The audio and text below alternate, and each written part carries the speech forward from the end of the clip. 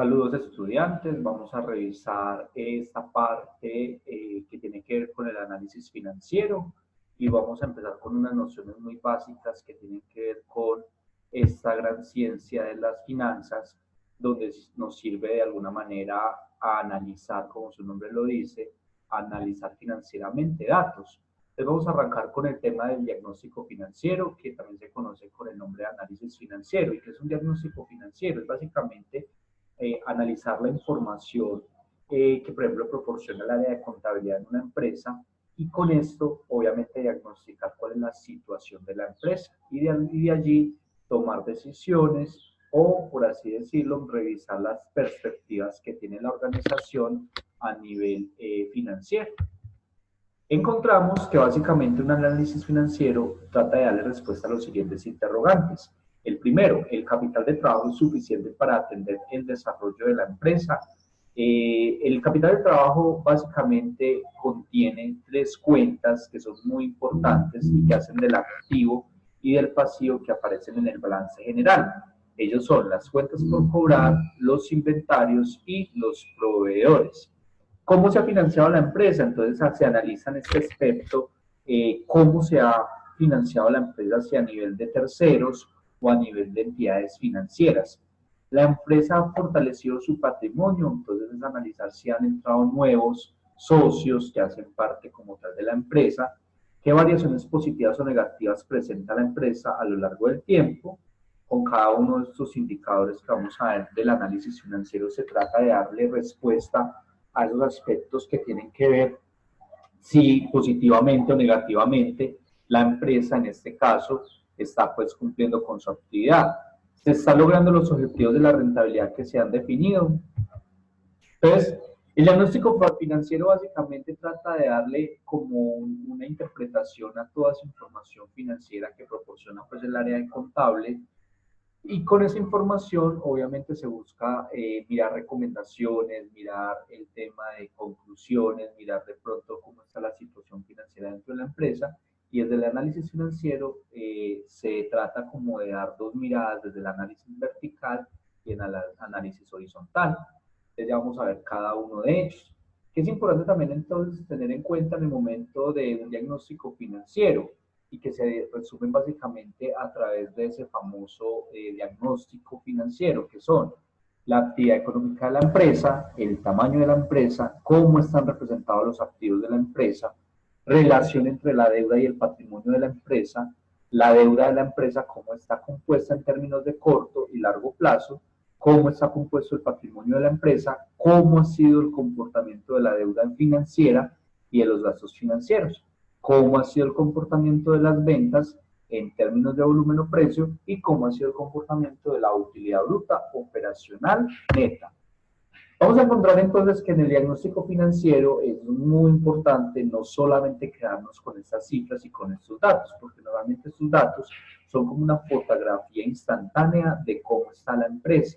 Es muy importante analizar otros aspectos, en este caso aspectos terceros y externos de la organización, donde se busca también mirar una visión más futurista de la organización. Entonces vamos a encontrar que hay unos métodos de análisis financieros, que son el análisis vertical y el análisis horizontal. El primero es como conocido más a nivel de un carácter o una dimensión estática, y el análisis horizontal más de pronto a un nivel dinámico. Entonces vamos a ver el vertical básicamente ¿qué hace? Consiste en relacionar una partida de un estado financiero. Recuerden que los principales dos estados financieros son el balance general y el estado de resultados. Entonces, lo que hace es comparar como tal una partida que hace parte de ese estado financiero con otra partida que es la que suma todas las demás partidas que están allí en ese estado financiero. Es decir, en el balance general pues tenemos en cuenta que hay un activo, un pasivo y un patrimonio, pero el activo se puede clasificar en este caso en activo corriente y en activo no corriente, de acuerdo como lo esté midiendo, que básicamente es medirlo sobre cada uno de esos aspectos. Yo lo que hago en el análisis vertical es comparar, por ejemplo, la cuenta de bancos con el total de activos, o la cuenta, en este caso, de cuentas por cobrar con el total de activos. En el tema del pasivo, entonces también comparo o analizo y lo que hago es como una división entre la cuenta de proveedores con el pasivo total. Entonces acá hay pues como un ejemplo, igual les voy a dejar para que puedan desarrollar algunos ejercicios donde se está comparando en este caso esa información en los estados de resultados. Entonces vamos a encontrar que básicamente lo que hace es mirar, lo que hacen los análisis tanto vertical y horizontal es como mirar porcentualmente la variación de una de las cuentas, como de alguna manera se presentó esa modificación a través del tiempo y por eso es también muy importante analizarlo, no solamente quedarnos con estos datos, sino analizar otros aspectos de la compañía. Entonces, en el análisis horizontal tiene como propósito evaluar los cambios que va teniendo cada cuenta, ya sea el balance general o el estado de resultados de un periodo frente a otro. Es diferente al vertical. El vertical es simplemente comparar una cuenta madre con unas cuentas hijas que hacen parte de esa sumatoria, mientras que en el análisis horizontal yo ya lo que comparo son el tema de años, o el tema de periodos, o el tema de tiempo. Y aquí es de alguna manera más dinámico porque yo ya comparo cuántos fueron, por ejemplo, las ventas en el 2017 versus las ventas en el 2018. Y esa variación obviamente genera un análisis, es decir, bueno, las ventas crecieron o las ventas decrecieron. Y ahí es donde puedo analizar qué pudo haber sucedido. Entonces acá hay un ejemplo, está por ejemplo unos años donde se compara año a año y simplemente lo que hago es dividir el año, en este caso actual, perdón, lo que hago primero es una resta entre el año actual con el año anterior y lo divido esto sobre el año actual. Bueno, acá me muestra toda la información. En el análisis horizontal lo más importante es determinar qué cifras presentaron los cambios más significativos en cuya determinación es fundamental tener en cuenta tanto las variaciones en pesos como la variación porcentual.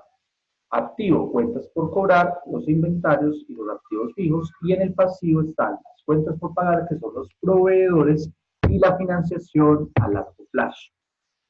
Fuera de esos dos análisis que vamos a ir realizando en algunos ejercicios, es muy importante analizar los indicadores financieros. ¿Y qué viene siendo un indicador financiero? Básicamente es una comparación numérica de unas cifras que también están en los estados financieros y lo que busca es como mirar un comportamiento de qué está sucediendo al interior de la organización o en una área específica.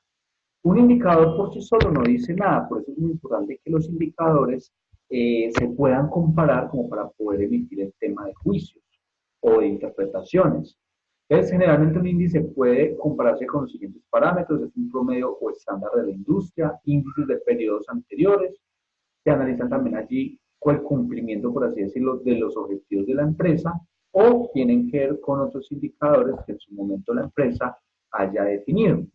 Entonces vienen unos primeros indicadores, están los indicadores de liquidez. Cuando habla de liquidez es cómo tiene la organización la capacidad en este caso para pagar todo lo que son las obligaciones a corto plazo, tanto financieros como operativos.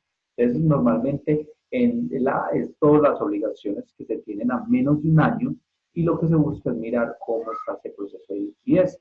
En el análisis financiero hay demasiados indicadores, vamos a tratar como de resumir los más importantes. Después está la razón corriente, está la famosa prueba ácida, está el capital de trabajo, está la rotación de cuentas por cobrar, la rotación de cuentas por pagar y la rotación de inventario.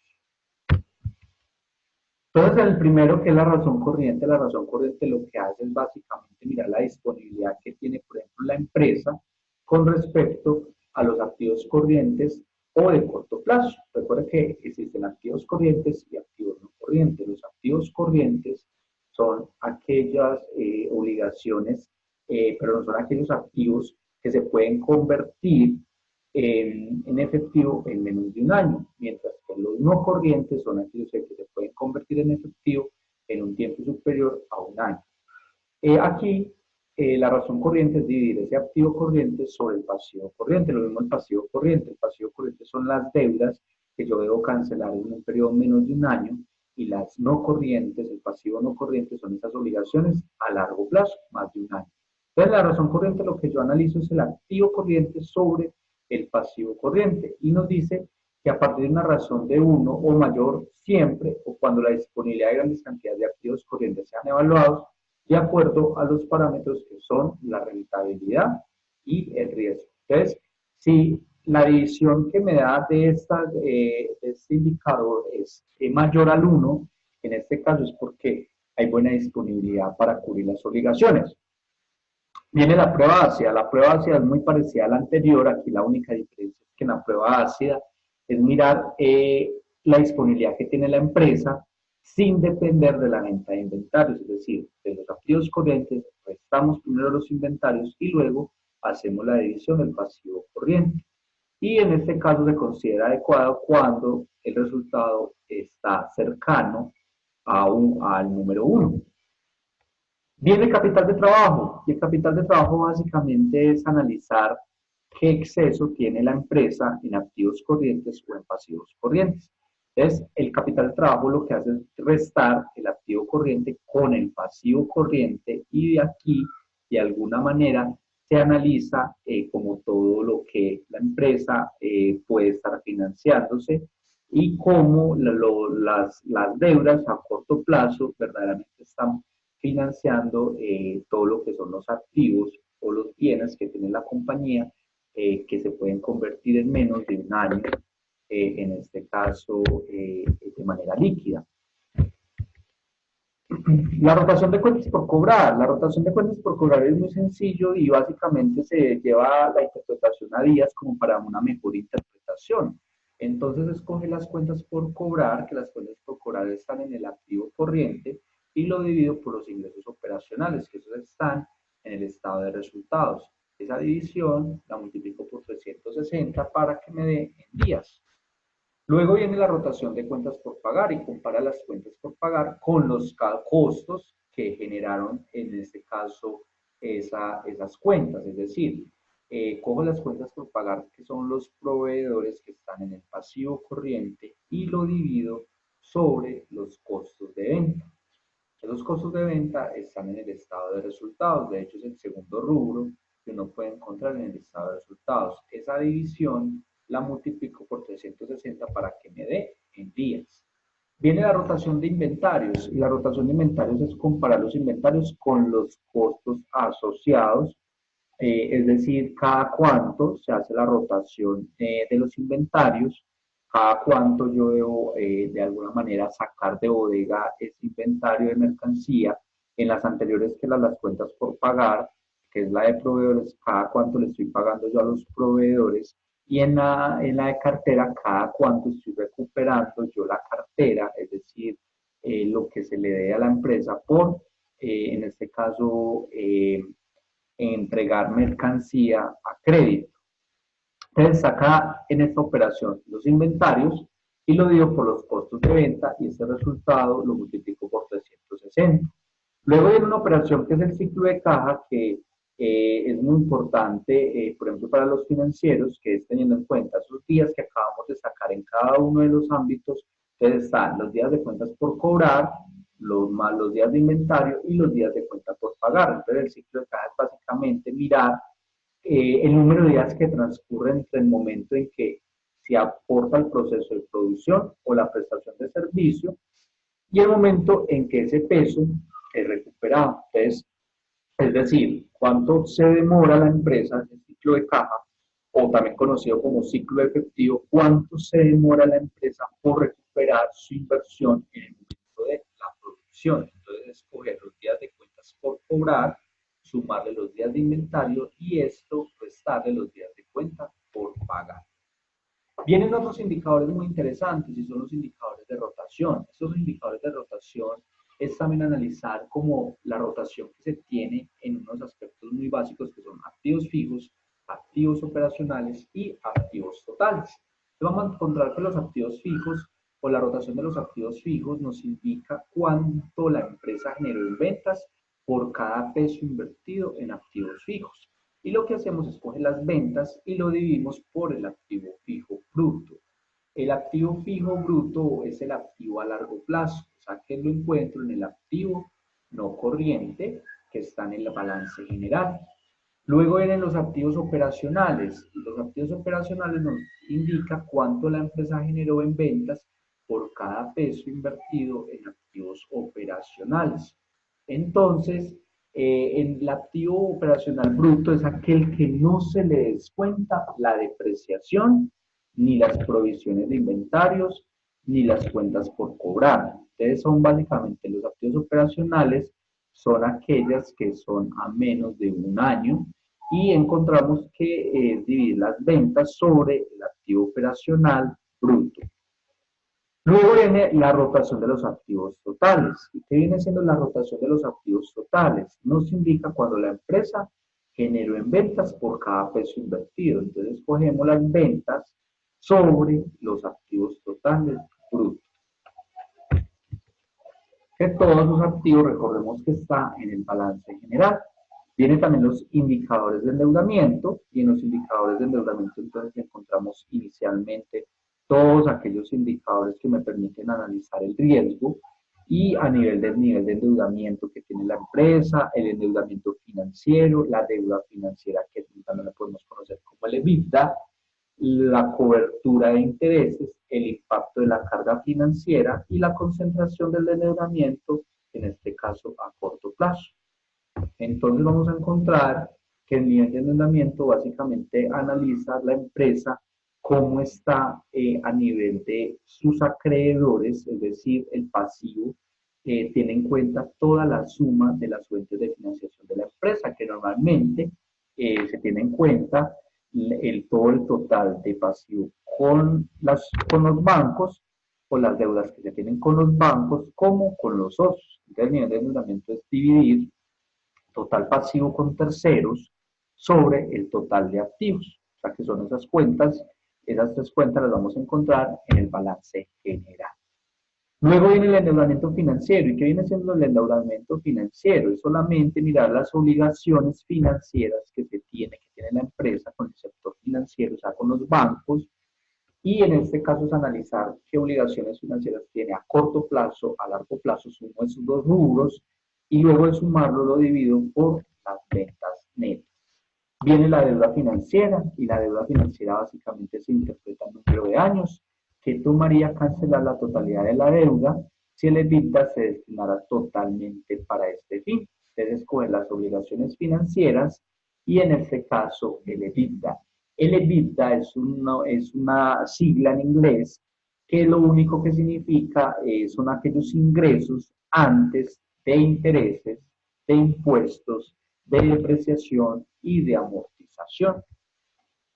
Entonces, la cobertura de los intereses, mide si en algún momento los intereses que se pagan por las obligaciones están cubiertos por la utilidad operacional de la empresa. Y encontramos la utilidad operacional dividido los intereses. Luego viene el impacto de la carga financiera. Este indicador básicamente establece qué porcentaje representan los gastos financieros con respecto a las ventas netas o ingresos operacionales, y es simplemente coger los gastos financieros, que son los propios intereses, y lo dividimos sobre las ventas netas.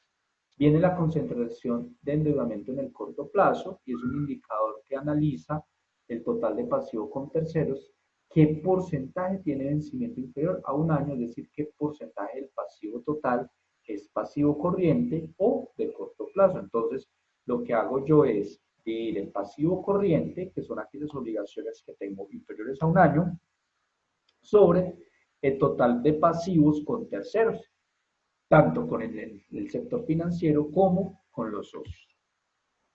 Entonces, aquí hay como una información donde hay unos parámetros que se tienen como definidos. Entonces, cuando me da menor al 30%, es como lo más óptimo, o sea, que el endeudamiento financiero debe ser mínimo del 30%, pues menor al 30%, es decir, que la empresa no puede estar como sobreendeudada más de ese indicador. El impacto de la carga financiera debe estar también menor al 10% y la cobertura de intereses debe ser mayor a una vez, es decir, cuántas veces se van a cubrir con el ingreso operacional que está en el estado de resultados, los intereses que yo debo pagar, en este caso las obligaciones financieras. Vienen los indicadores de apalancamiento, y los indicadores de apalancamiento es básicamente comparar el endeudamiento con terceros con los recursos aportados tanto por los dueños o accionistas, con el propósito en este caso de saber quién está asumiendo mayor riesgo. Recordemos que a nivel financiero es más costoso endeudarnos con los socios que con las entidades financieras. Normalmente los socios siempre van a solicitar o van a pedir una rentabilidad o un retorno de la inversión superior a lo que me cuesta en este caso endeudarme con los bancos. Y encontramos el leverage. El leverage es básicamente endeudamiento financiero y es yo coger el apalancamiento total y coger el pasivo total con terceros y dividirlo por el patrimonio, mientras que el apalancamiento a corto plazo es coger solamente el pasivo total corriente, o sea, las deudas a corto plazo sobre el patrimonio. Y viene el apalancamiento financiero total, que es coger el pasivo total con entidades financieras, ya sean corto plazo, largo plazo, y lo divido por el patrimonio. Y luego encontramos unos indicadores que son de rentabilidad. Los indicadores de rentabilidad básicamente es mirar qué retorno de la inversión espera un inversionista por el sacrificio económico al comprometer como los fondos en una empresa. Entonces está el margen bruto, está el margen operacional, el margen neto, el margen EBITDA, la rentabilidad del activo y la rentabilidad del patrimonio. Vamos a ver entonces el margen bruto, y el margen bruto básicamente escoge la utilidad bruta y que está en este caso en el estado de resultados, y lo dimos por los ingresos operacionales que también están en el estado de resultados. Eso lo multiplicamos por 100. Luego viene en este caso el resultado de dividir esto, pues de lo que busca es como mirar la gestión que tiene la administración en la empresa de acuerdo a los costos de un periodo. El margen operacional es básicamente analizar qué hizo la administración con todos los gastos de ventas y obviamente los gastos de administración, y escoge la utilidad operacional y la divido por las ventas o los ingresos operacionales. Viene el margen neto. ¿Y el margen neto qué viene siendo? El margen neto escoge la utilidad neta y dividirla por los ingresos operacionales. Y aquí lo que le busca es como analizar, después de que el margen neto le descontamos los egresos de la empresa, es mirar si se genera o no las pérdidas. Viene del margen EBITDA, entonces dice acá, por cada 100 pesos en ventas, ¿cuánto me queda de utilidad operacional sin considerar los efectos contables de depreciación y amortización? Entonces, ¿cuánto me está quedando el tema de dinero dentro de la empresa con este margen EBITDA? Y escoger el EBITDA y dividirlo por los ingresos operacionales. Luego viene la rentabilidad del activo. ¿Y qué es la rentabilidad del activo? En este caso, lo que se busca es analizar las empresas que, por así decirlo, tienen un promedio en el valor inicial y el final. Y a su vez los activos netos de operación se obtienen al restarle los activos de operación, la financiación. Entonces, normalmente aquí la rentabilidad del activo es analizar cuánto, en este caso, los activos de la operación están verdaderamente rentando. Y viene la rentabilidad del patrimonio. La rentabilidad del patrimonio básicamente se calcula en el patrimonio al principio del periodo. Entonces, encontramos lo del patrimonio del periodo y la rentabilidad del periodo. Entonces, lo que buscamos aquí es coger la utilidad neta con el patrimonio del periodo y nos analiza cuál es, en este caso, la rentabilidad. Entonces, acá están verdaderamente las fórmulas. Vamos a encontrar acá que la rentabilidad del activo tiene utilidad operativa sobre activos, o la utilidad antes de impuestos, o la utilidad neta. Todas, cada una sobre activos. Recuerden que en el estado de resultados existen tres tipos de utilidades, que es la utilidad operativa. La utilidad operativa es cuando yo le descuento los gastos de administración, los gastos de venta. La utilidad antes de impuestos son los demás gastos que tiene la compañía no operacionales, y también los ingresos no operacionales que se suman. Y la utilidad neta ya es después de haberle descontado el impuesto, cuánto verdaderamente la empresa va a ganar. Y en la rentabilidad del patrimonio, escoger la utilidad antes de impuesto y la dividimos por el patrimonio, o la utilidad neta, que es el último rubro del estado de resultados, y lo dividimos por el patrimonio. Acá estaban como nuevamente las fórmulas de utilidad, entonces está el margen de utilidad, que es utilidad bruta sobre las ventas, eso me da el margen bruto, margen de contribución ventas, eso me da el índice de contribución, y la utilidad operativa sobre las ventas es el margen operativo. Utilidad antes de impuestos, la divido sobre las ventas, me da el margen antes de impuestos, y luego cojo las utilidades netas y las divido por las ventas, y esto me da un margen neto. Entonces, hasta acá llega esta parte de análisis financiero. Espero que puedan analizar el video, el material que se les va a dejar en la plataforma y también los ejercicios prácticos para poder constatar la información que está en este video. Nos vemos en una próxima oportunidad y que estén muy bien.